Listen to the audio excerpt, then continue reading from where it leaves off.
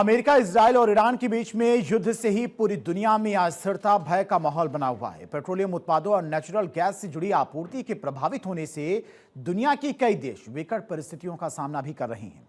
हालांकि इन सब के बीच में दुनिया का सबसे बड़ा लोकतंत्र भारत आज भी वसुधैव कुटुंबकम के अपने सनातन ध्येय वाक्य को अपनाए हुए है। दुनिया में चल रही वैश्विक अनिश्चितता और अस्थिरता के बीच भारत में स्थितियां बेहद सामान्य हैं, और ऐसा मानना है Manohar Parrikar institute of defence studies and analysis के महानिदेशक सुजान चिनॉय का।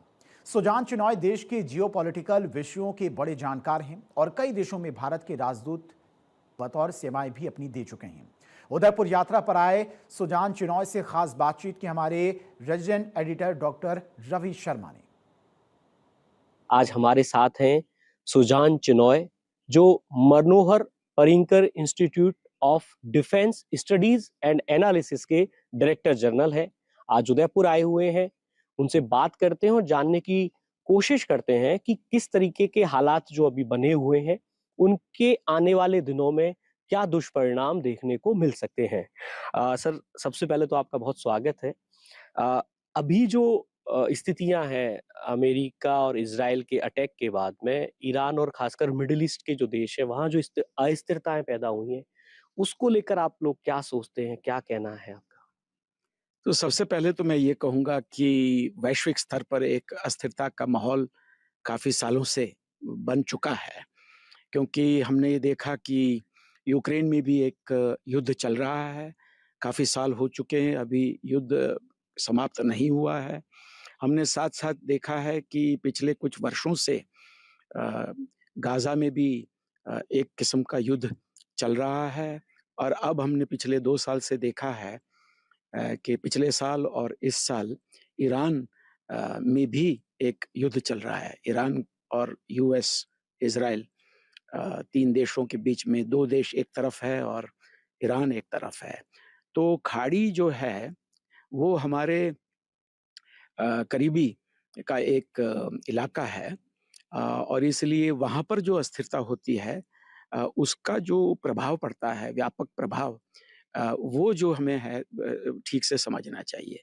तो सबसे पहले तो ये है कि खाड़ी में से दुनिया का काफ़ी मात्रा में जो तेल है, गैस है, वो वहाँ से गुज़रता है, और इसका प्रभाव तमाम दुनिया पे पड़ता है।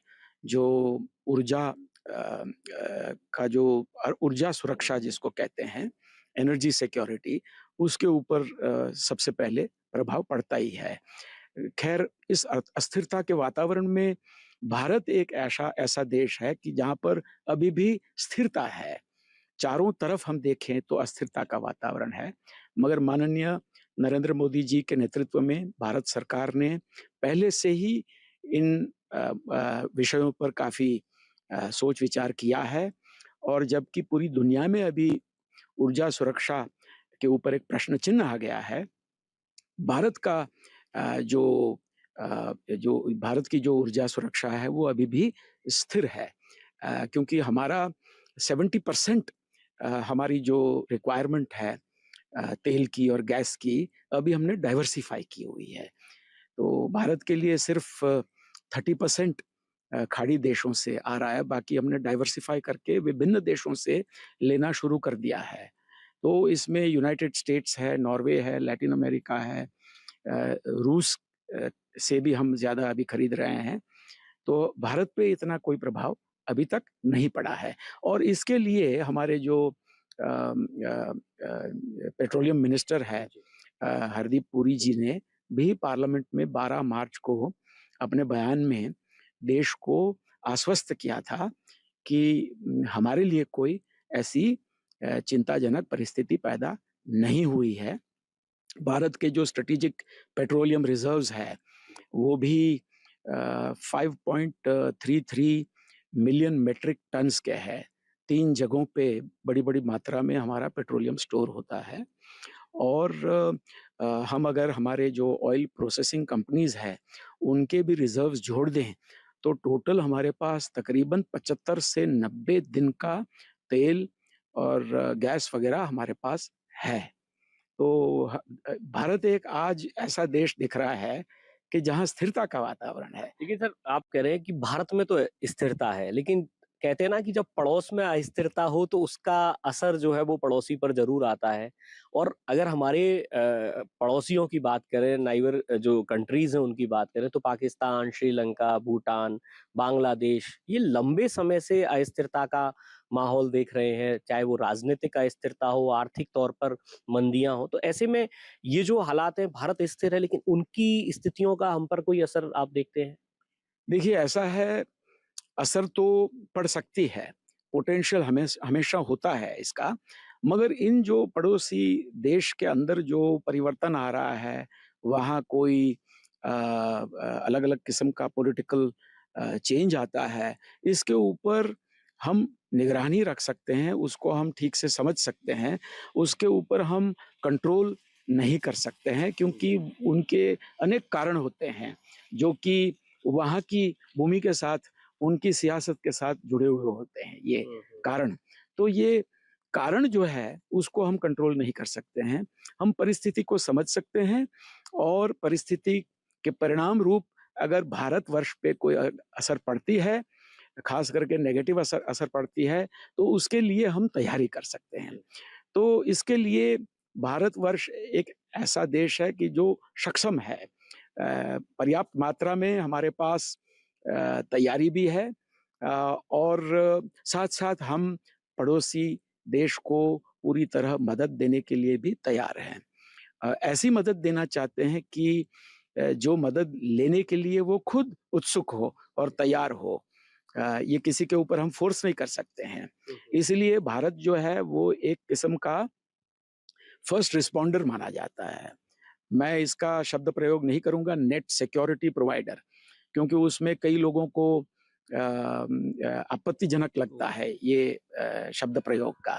तो हम कहेंगे कि भारतवर्ष जो है वो एक फर्स्ट रिस्पॉन्डर है और फर्स्ट रिस्पॉन्डर का मतलब ये है कि जब भी कोई पड़ोसी देश को कोई ज़रूरत पड़ती है तो बगैर हिचकिचाहट होते हुए हम भारत जो है सबसे पहले मदद करने के लिए तैयार रहता है। ये हमने साबित भी कर दिया है, श्रीलंका को खूब मदद की है, मालदीव्स को मदद की है, नेपाल को भी अर्थक्वेक के बाद, भूकंप के बाद मदद किया है।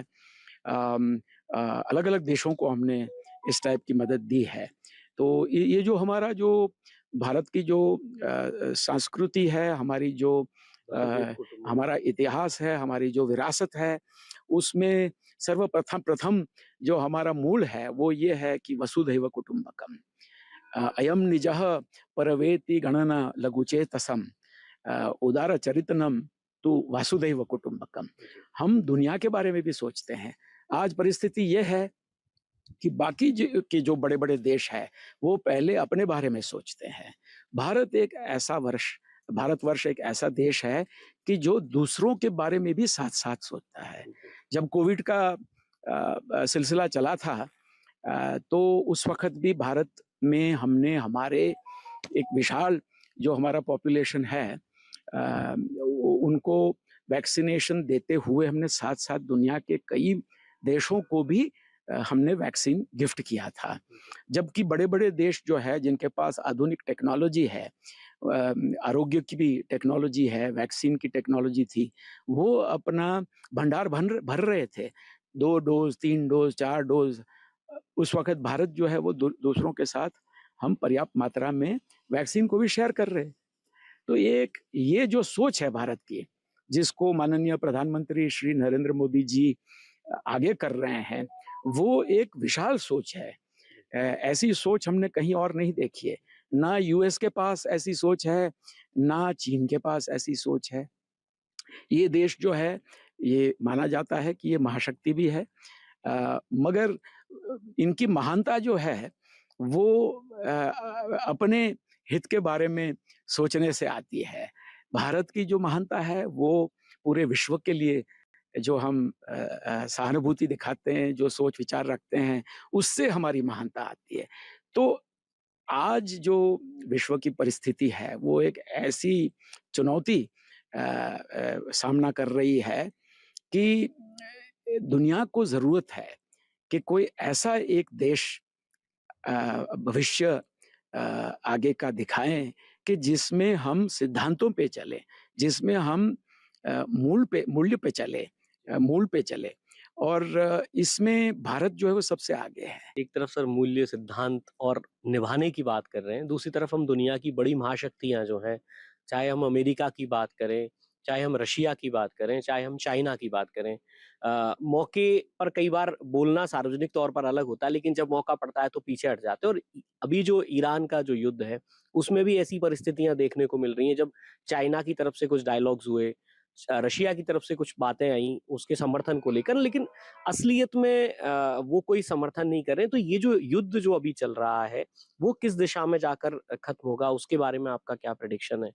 देखिए, युद्ध कब समाप्त होगा इसके बारे में अनुमान लगाना काफ़ी कठिन बात है, क्योंकि जब युद्ध शुरू होता है, तो उसके कई परिणाम होते हैं, कई साइड इफ़ेक्ट्स भी होती है।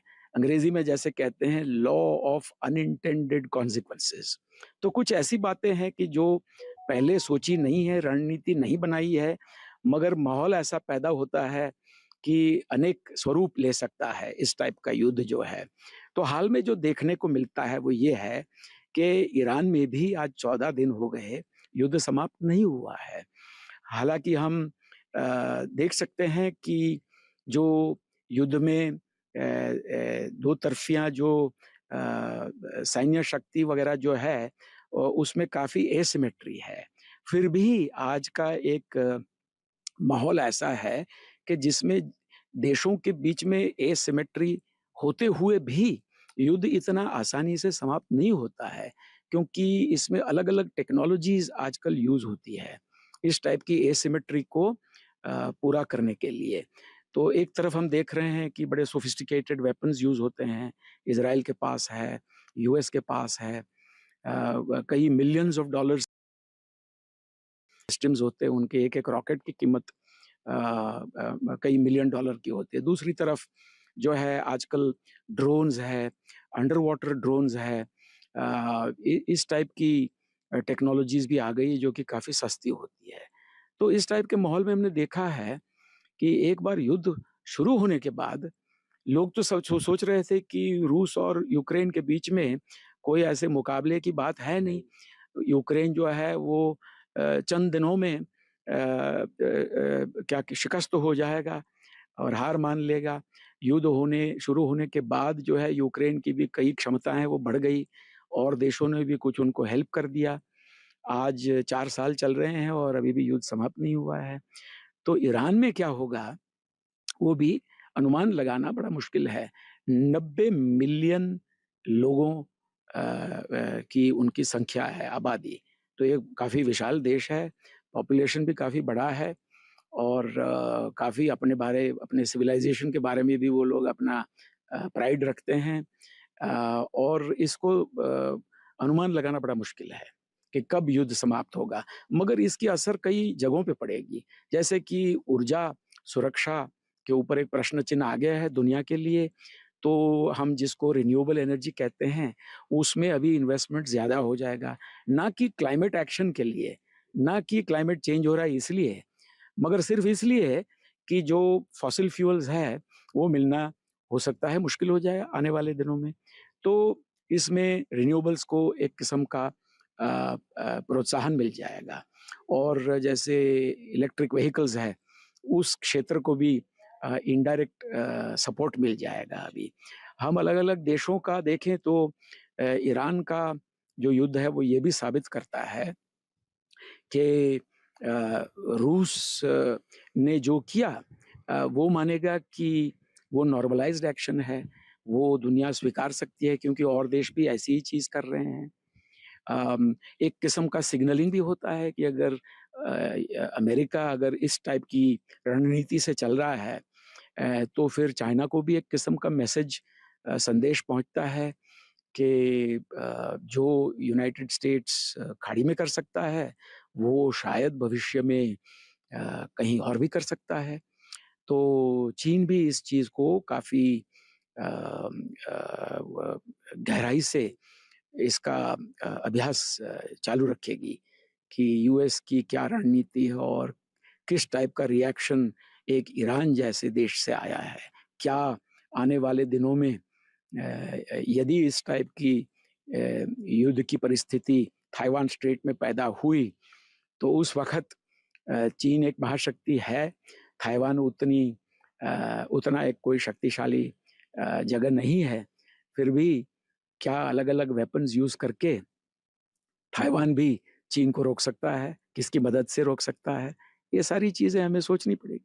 ये है सुजान चिनॉय, एक वरिष्ठ भू राजनीतिक विशेषज्ञ हैं, कई देशों में भारत के एम्बेसडर रहे हैं, एक लंबा चौड़ा उनका अनुभव है और उनका साफ कहना है कि ये जो स्थितियां हैं, ये जाहिर सी बात है चिंताजनक जरूर है, लेकिन भारत की जो स्थितियां हैं, भारत का जो स्वरूप, यहाँ की जो संस्कृति रही है, वो सबको साथ लेकर चलने की रही है और भारत के लिए ये जो परिस्थितियां हैं, ये किसी भी तरीके से कोई परेशानी पैदा करने वाली साबित नहीं